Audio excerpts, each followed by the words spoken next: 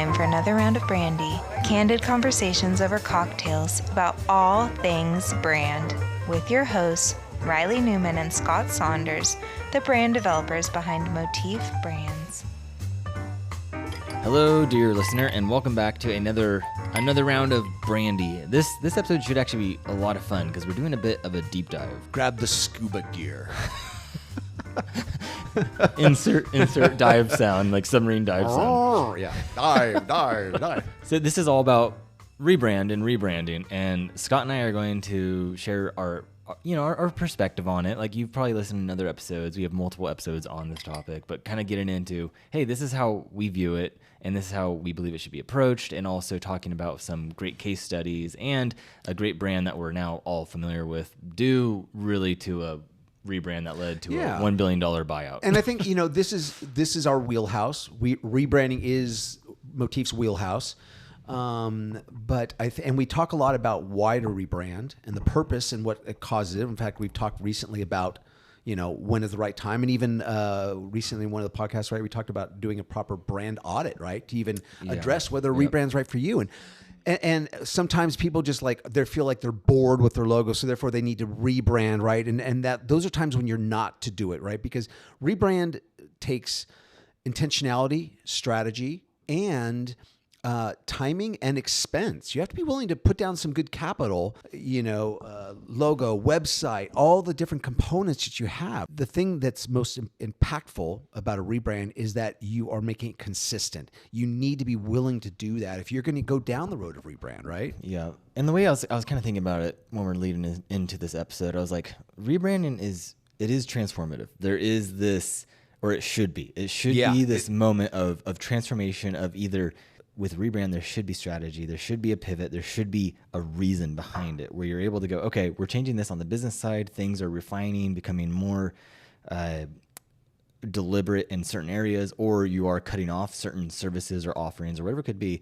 And then the brand, the visual elements are reflecting that, reflecting the reframing, reflecting the repositioning, and then you emerge as this almost new entity, but it does, like we talked about in episode 34 of season 1, was that moment of reappraisal for the audience, where the rebrand reappraisal, where they'll notice this and then they'll check themselves and go, okay, something's different about this brand. Yeah. Do I still align with them? Is the relationship there? How is that relationship? And does it align more with me now? And I kept thinking of, the icon of this being like a cocoon where you have the caterpillar makes the cocoon, and there's a lot of process involved with it. There's all these, it's intensive, it's this huge thing, but then the eventual emerging of this beautiful butterfly that is, we look at a caterpillar and a butterfly totally differently. The perception's totally different, but the cocoon, that moment of rebranding, unveiling. It's like that alone. I don't know if you know, but like when the caterpillar goes in there, he pretty much eats himself. He the stomach acids release and he dissolves down into a bunch of, gook, and then re-emerges. We're getting really technical now into a butterfly. And no, but to your point, it reminds me, like in business, it's like, okay, you can't preserve some of these things. You have to cut off things. You have to shed, and you have to be willing to invest and make the greatest sacrifice. Yeah. And there needs to be a reason for that. One simple example is we had a client that is a coastal pharmacy, and they do a lot of custom compounding, and they're not your typical pharmacy, but they came to us because they wanted to rebrand, because primarily they were going to open up another location in another city nearby in the county. But in order to do that, the name needed to go from pharmacy to pharmacies. And that was an intentional, because it signals to people that they are expanding. They've got more than one location, so customers maybe don't have to drive as far, because now there's one closer to you, right, for their compound pharmaceutical needs. And so part of that was a great ripe time for us to completely do a whole new logo, complete ground up visual overhaul of them. And not to toot our horn, but that went on. That particular mark ended up getting a couple design awards last year. But it was one of those things that, to me, made sense. It was like a time to rebrand, because literally there's more than just this one location, and it allows greater trust. I think an increased level of trust, right, and just the legitimacy of that. Yeah. But it is, the business decision to expand, and then setting it up for success by now the brand signaling that and reflecting that. And it's like, okay, now these are working in tandem. It makes sense. Yeah. And I feel like that's where businesses will get kind of the cart before the horse, where they'll start making business decisions and then the brand's not in the same, it's not aligned in any way, but then having that moment of being able to go, okay, let's regroup, circle the wagons, and then focus that effort of a rebrand. And it could be a refresh, it could be a full rename, or like this instance where it was a naming little nuance and slight change where, heck, some of the customers may not even notice of, it went from singular to plural.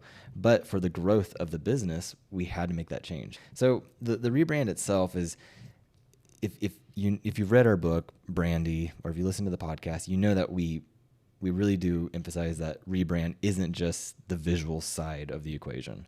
That's a huge part of it because that is how you're going to signal to your audience, but it needs to be working in tandem with the business, with the strategy, with the pricing, with everything else that's working together. It's like a big engine that needs to be firing on all cylinders. It can't just be, going on over here and then the, arrhythmic kind of like, it doesn't make any sense. It won't work. And that's, I think, one of the main, what I love about kind of with rebrands is that it creates an opportunity. It creates an opportunity to really just get everything working together. Yeah. And a lot of our rebrands are more extensive, right? We'll get into namature, renaming the company or the brand, the product. And many times, like I think, Reilly, you're going to kind of talk about a case study where we get much more retooling a lot of the way the client was running their business, how they were their price points, how they were getting into their services. One in particular over 5 years that we've been working with has it's a completely different business now, but it's thriving really well through the process of rebranding and kind of rethinking a lot of things that they were doing and the way they were engaging with their customer. Right. And so just so you know, in my mind, when someone does mention rebrand, it's like square one for that is discovery. It's looking at the business like we've been talking about. It's going, okay, where's the weaknesses? Where's the strengths? And then that next step is one of my favorites where it's like, how do we reposition this? How do we reframe this? And like this case study that Scott mentioned, we did that on a very interesting level of being able to reframe something from a service to more of an experience and lean into the strengths of the business. And then after that, it's more about kind of pushing that narrative and the visual system and getting into all the things that you think about with a rebrand. And so with his client in particular, they were a guided hunting brand, and the name itself was their last name, like you see a lot in that in that industry actually. And so we were like, okay, we need to elevate this. We need to bring it to some roots, give it some texture and flavor. And so we named it Frontera Hunting, and that just kind of gave it more depth and more of a story, because really when you look at their clientele, the people who come and hunt, there's a lot of family involved with it, and there's a lot of heritage and a lot of these. Usually someone went hunting with fathers with taking their sons on their first turkey shoot, or they're hunting a wild boar, or elevating it to, black-tailed deer or even a tule elk. So it very much can be a time of bonding. I mean, the client was having, 3 generations, a grandfather with his son and then the grandson, and all 3 ages, and they were going on a hunt together. And the memories that come from that. And personally, I'm not big on hunting at all, but you get in the mindset of, and you have to get in the mindset of the audience. Why are they doing it? What's the reason they do it? Not just, hey, we're an option. We'll take you on a guided hunt, right? Yeah. It's not about that. You have to align yourself with a perspective that aligns with them and going, yeah, I get that. So even leaning into the fact that you're creating traditions, you're passing on, right? Yep. A grandfather can take his grandson on a hunt, and teach him things. And that can be special moments, bonding moments. Even the name Frontera just allowed it to give this sense of the wild frontier, the way it used to be, right? And the necessity that hunting used to have in America. Yeah. So even like what Scott just said is like, you can see how just that little pivot of framing of going from, okay, it's a service. We need to hire a hunting guide. That's something that is very common. You can do that. but we wanted to elevate it and make it more emotionally charged and lean into the heritage aspect of it that was innate in these relationships the brand was having with these hunters. And then from there, we wanted to lean into these experiences. So we started helping the client reposition how they sold their services, how they packaged them, how they named them, what they included in those, and pushing them more from, hey, you want to hire me to be your guide, to you can invest in this experience. Do you want experience A, B, or C? And then from there, that allowed us to expand their upselling opportunity and the kind of what I call it cross-pollination, where you could have a certain experience package purchased, and then they can upsell that with add-ons to that experience. And we starting to gamify it a little, of going, hey, you can have this add-on for a whiskey and cigar around the bonfire. That's, $60 or $85 to add on. Yeah. And we started creating these neat little add-ons. And, being completely, transparent, Scott and I aren't hunters, and probably we do like whiskey. No, but the only hunting that we probably have only done is on like Red Dead, and we're gamers. But and granted, I've gone hunting once, but it wasn't my thing. Not like this. I did not, and I didn't. It wasn't my thing. I went with some friends, and it wasn't for me. No, and my point is, Scott and I, we took the gamification of what we know and love of video games and applying this to this experience of being able to go, okay, we have these experiences and people want to experience, hog hunting or maybe a boar hunt. And then you have these add-ons, and how do we make this more, you're adding on to this experience because they're engaging with it, and we're creating these almost levels. So then we started creating almost like difficulties and then a reward system for creating packages with higher difficulties. But I think too is like with hunting, much like gaming, we like ranking up. There's something about like elevating your thing, and maybe even being able to boast about it. And so, the idea that we, decided to like also create custom embroidery patches. And these are little like 2x2 patches, but if you have a hunting vest, if you have a hunting cap, you can sew these patches on. And they were like awards. Like if you got your hunting kill before noon, you got the early bird. You accumulated the early bird patch. It's almost like a Boy Scout or Girl Scout. They get these patches, and it shows their accolades, right? Yeah. So when you get a trophy kill, right, that is a trophy boar or whatever it is, we designed and created a patch and you can't buy them. The only is to earn them. And so when you have guys that are particularly into repeat hunting with this company, and they're showing up with their friends, and they're collecting, a whole slew of these patches that they're putting on their hunting jackets or whatever to show kind of their accomplishments as a hunter. Yeah. But the investment in something like that you are giving away to the client free if they've earned it, and it taps into their motivation for why they're part of why they love the sport, right? Yep. Then all the more reason that's something that can help that helped Frontera separate itself from the pack of its competition because no one else is really approaching like that mindset of like gamers love to level up. Well, so do hunters. Yeah, so let's treat it in a way that almost like in gamer language. Well, and that's like when I think about it, like, okay, we may not know hunting, but applying human behavior, psychology, and what gamification, we know of being able to go, okay, we can apply this and it will intrigue and it will inspire. And this is exactly what, large social media companies do as well, as gamification regarding social media. This is across the board. You can look at a lot of examples. So this is one way of going, okay, how do we, make this brand stand out? It creates intrigue of someone, wow, these patches, no one else is doing that. That's cool. And then on top of that, then it inspires and it gives something to really, like we've talked about before, it's like grassroots marketing where someone's going to talk about that. They're going to put that patch on their duffel bag or whatever, and it represents something, and someone will ask about it. And we deliberately made these patches so it didn't say the brand name on them or anything. Yeah. It's very incognito and just looks cool, but then it still has, they're almost military looking and very, very just it fits the vibe. And it's funny because when we're coming up with the names for these, it was almost like inspired by like I was thinking about like Halo and some of these games that we've played in the past where it's like headshot or like well no we did one right. because one of the guided hunts they do is archery only, right? Because there's an increased level of difficulty. Yeah. And so we're like, okay, if you make a kill with an archery, it's the Hawkeye. Yeah. It's the Hawkeye patch. Now, again, it's just cool. It's like cool. It's young. It's tapping the younger, the next generation of hunters that would get that reference. I think leaning into that a little bit. I think you pointed. It's not so much gaming. It's not like we're tapping into Fortnite or something like that. But it's more. It's more like the ones that it's the gamers that play like Call of Duty and right.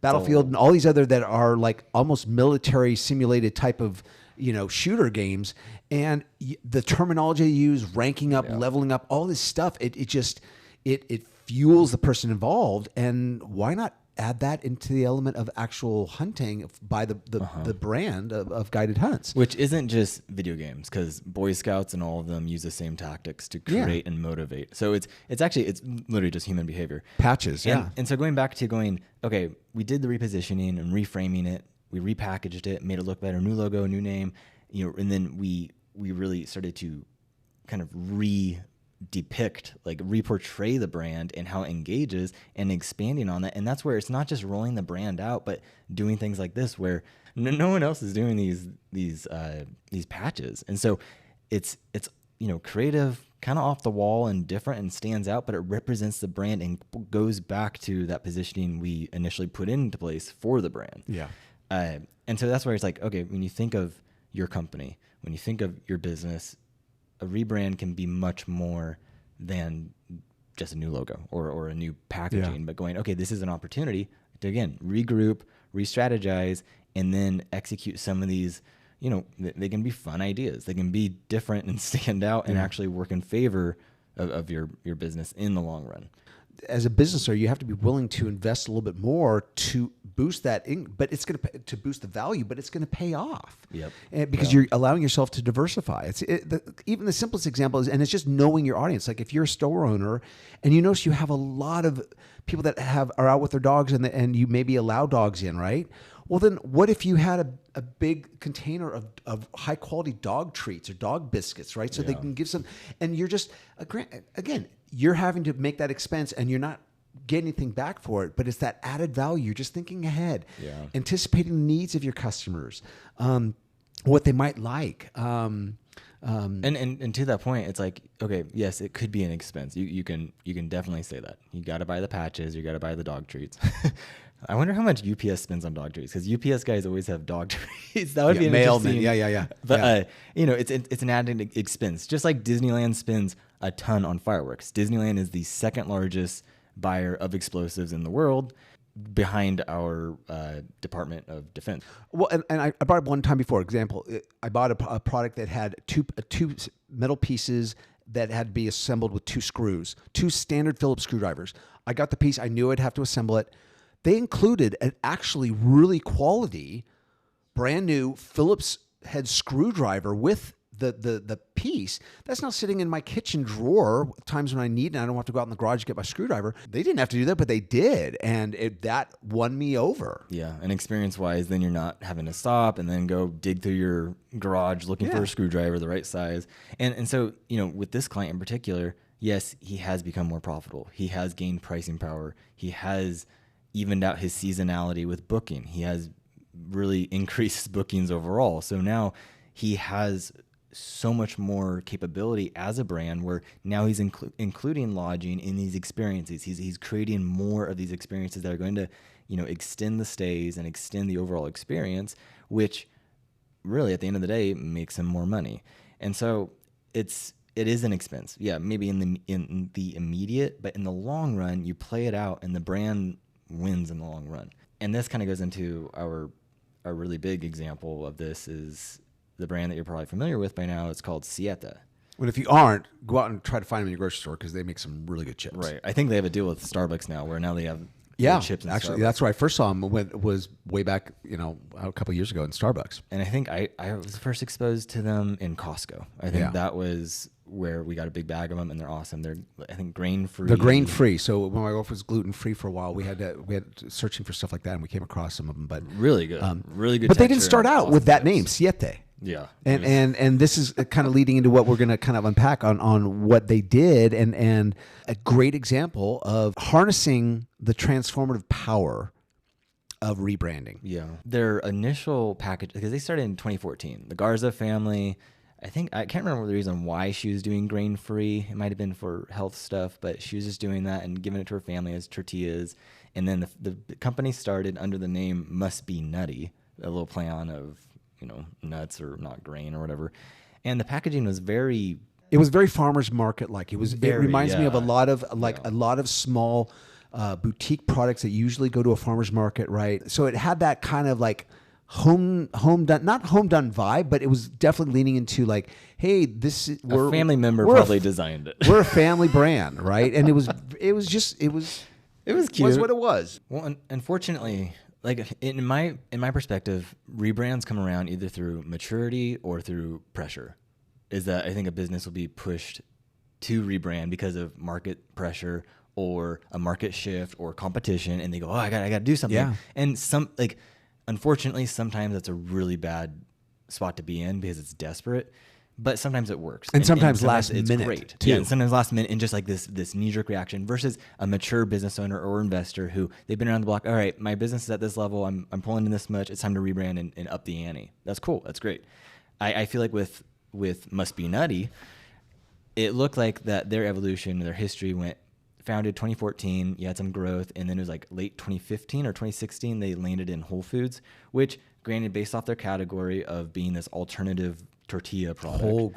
Very. It fit for Whole Foods, but that's also they had. I think the rebrand happened in between there, and that could have been pressure from Whole Foods going, "Hey, if you want to be on our shelf, you need to look the part," which was definitely to their betterment because when I look at it, like my analysis is that Must Be Nutty was first alternative product, healthy product that happened to be in the Mexican aisle at the store.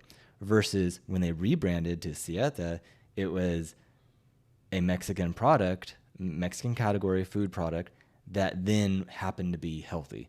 And so they flipped the narrative and their positioning and their framing of it. So then someone in the Mexican food aisle shopping in that kind of mindset or mode shopping for Mexican food or tortilla, then they see them and go, okay, now I can compare them. Like, for instance, Starbucks, right? They pride themselves on what snack food items they have, right? In their cold cases while you're ordering coffee or stuff.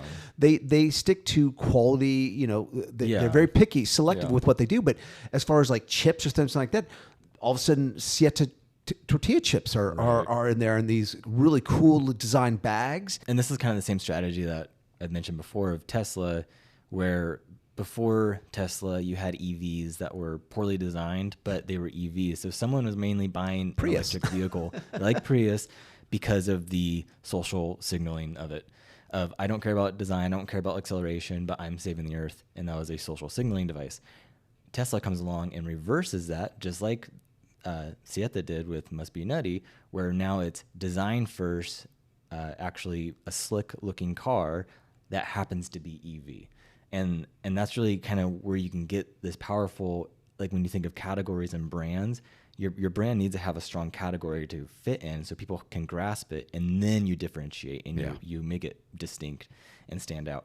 So then Siete, the packaging, if you've ever seen it, it's beautiful. Like it's very just like, it celebrates their heritage of the Garza family, and then Siete, I think it's the 7 family members who helped start it. So it's super cool. Like it's just Google the colors and Siete. Siete. It's so well done. I never looked. I love that. Yeah, the package design was really great. I mean, you walk down the chip aisle and it jumps out. Yeah, because you think about it. If I close my eyes and think of the chip aisle, especially the tortilla chip part. It's like yellows, white, yellow, maybe some red, but nothing that's screaming bright, purples and like greens and beautiful. They really tapped into the Latino color palette, like the Mexican color palette. These bright beautiful, rich, deep hues of vibrant colors, and then combining them on their packaging was just a really good move. And so this is, again, going back to, they're a bit of a caterpillar.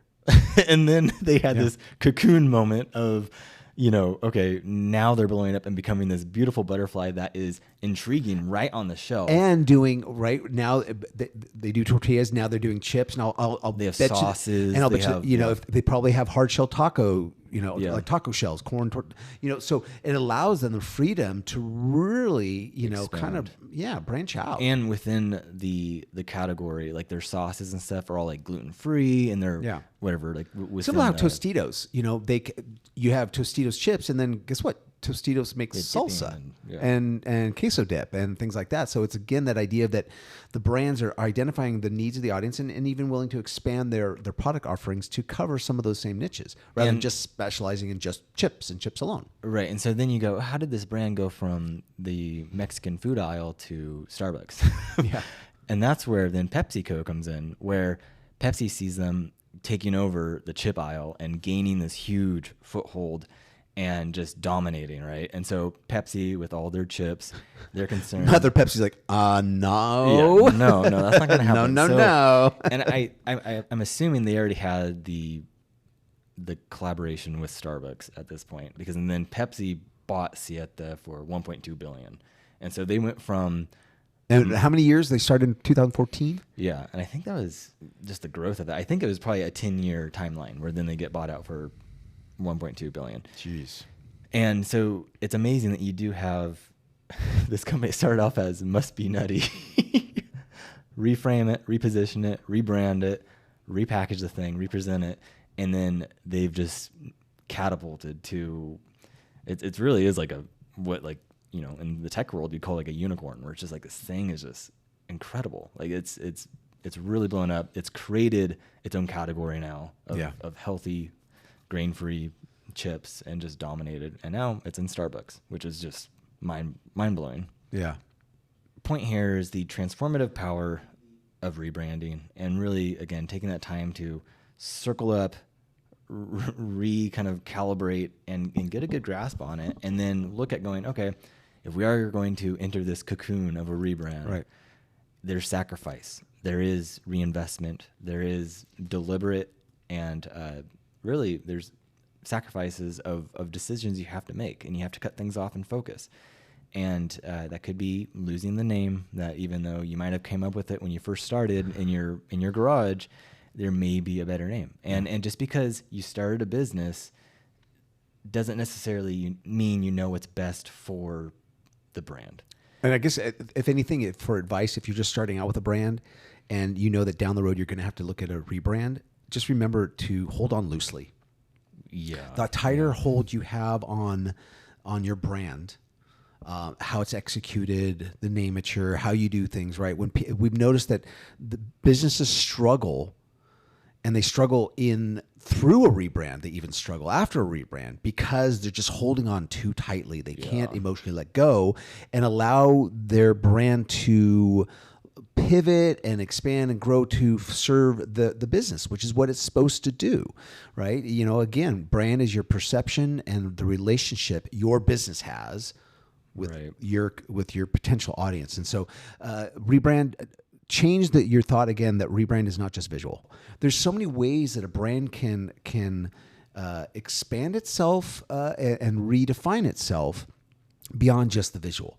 But the point is you have to be willing to do it and do it intelligently and do it when the time is right. Yeah. Don't just do it because, again, you're bored. We've had the same logo for 5 years. It's time for a rebrand. And then you go to someone that doesn't really know what they're doing, and they rebrand you, and you're not noticing any increase. No, it could be just as ineffective as the last one, and you wouldn't know because you need to get higher elevation. You need to ask bigger questions, and maybe all the questions are, no, we're on track. Again, just because you're asking the big question doesn't mean you're having to change that, right? Yeah. It just means that you're willing to ask yourself, is this still where we want the business to go? Is this still what we want to be doing? Do we want to diversify? Do we not? Do we have too much diversification and we need to simplify? Well, go buy yourself a bag of Siete chips if you haven't, and enjoy some of those, because that is a $1 billion brand that really, against all odds, in a very dominated chip and tortilla I don't know how many world. brands of tortillas Albertsons carries, but it is No. five or six different brands. I'm like, whoa. And even like Pepsi and like their foothold on those shelves, it's a bloodbath. Like to get on those shelves against Coke or Pepsi or any of those huge brands, those huge classic brands, it's very hard to do. So what they accomplished really is it's remarkable. Yeah. But thank you for listening. Thanks for checking in, guys. And if you know someone who would get a kick out of this episode, feel free to send along and leave a review too. We'd love to hear your thoughts on Brandy and what you're enjoying about it. Yeah. Thank you. Until next time. Cheers. Cheers.